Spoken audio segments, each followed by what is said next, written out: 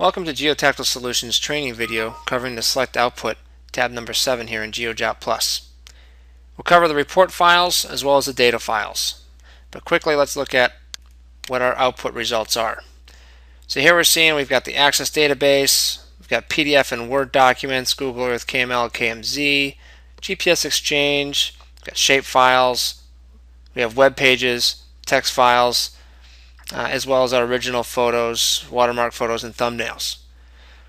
So let's move right in.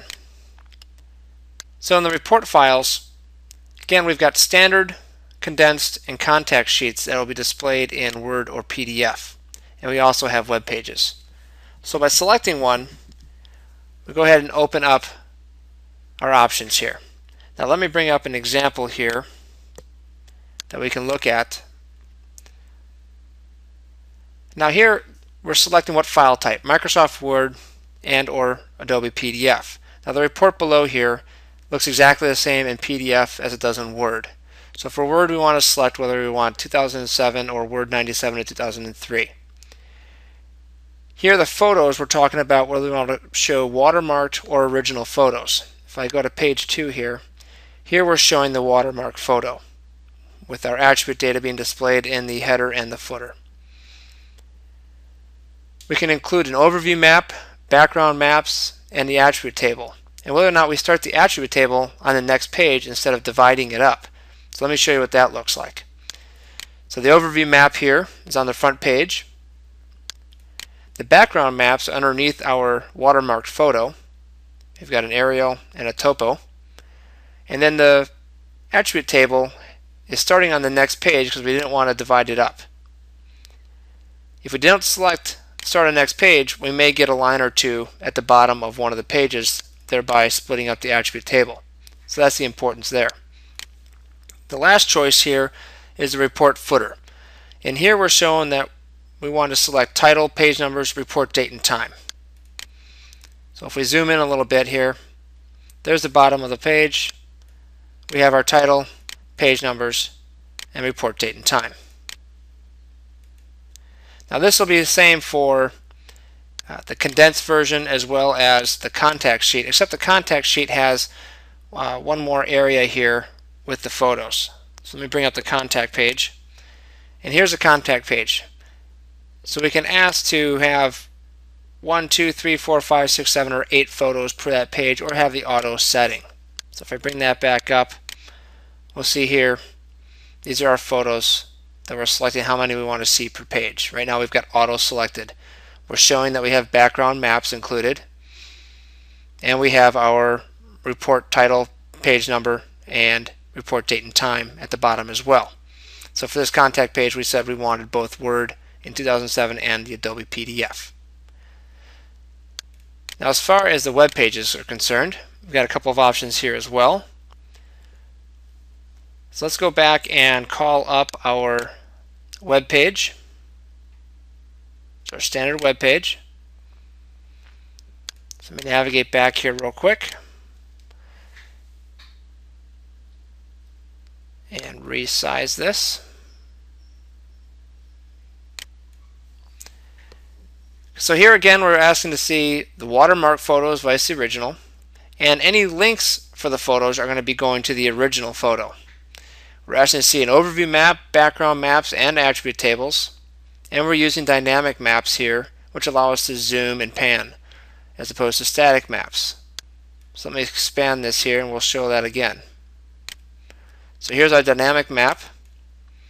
If we see our photo, our thumbnail, when we hover over the thumbtack and we click on that, now that's going to open up the watermark photo as well as the dynamic map for it, and we're seeing the attribute table.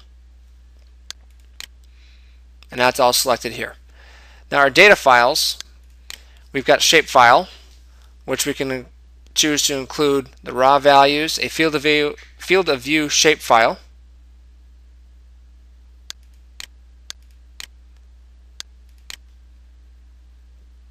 so moving into the data files, if you go into the shapefile, here we've got a couple of options.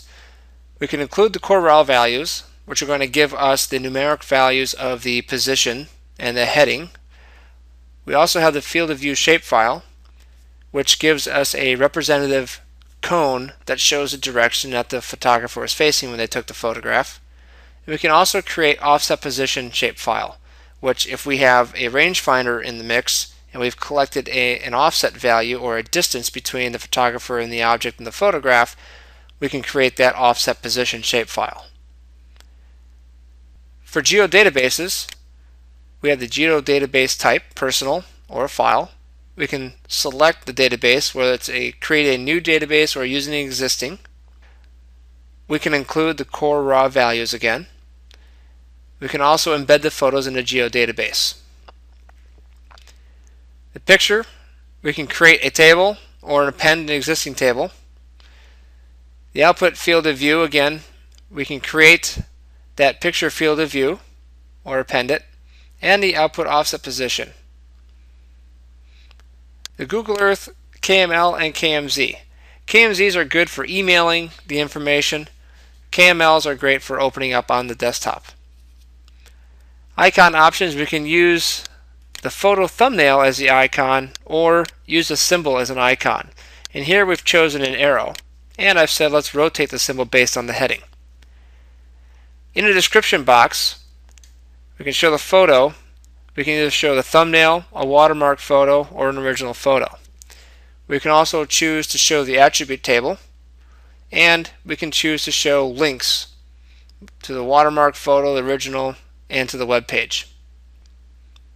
For output options, typically you want to lock the photographs to the ground. However, if we're taking photographs from an airplane, then you may want to uncheck that. We can also show offset positions, so if we're using a rangefinder, and we can also show a field of view cone, either a 2D or a 3D cone. GPS exchange format is pretty simple here. We're going to use either the watermark or the original. Text file, we can select what the delimiter is, a comma, tab, space, colon, or semicolon, and what that file extension will be. And we can also include the core raw values. The access database, we can choose MDBs or XMLs or both. Once we've selected all of our formats for our report and data files, you go ahead and create your output. And ultimately, that'll show up in your output results under your project.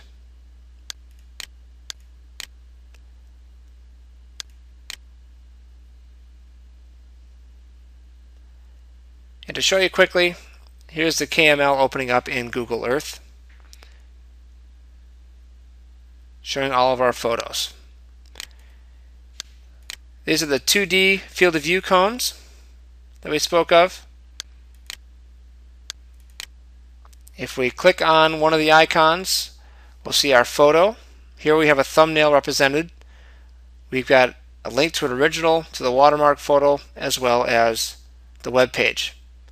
And here is the attribute table. So if we click on the watermark photo, that'll bring up our photo and all of our watermarks.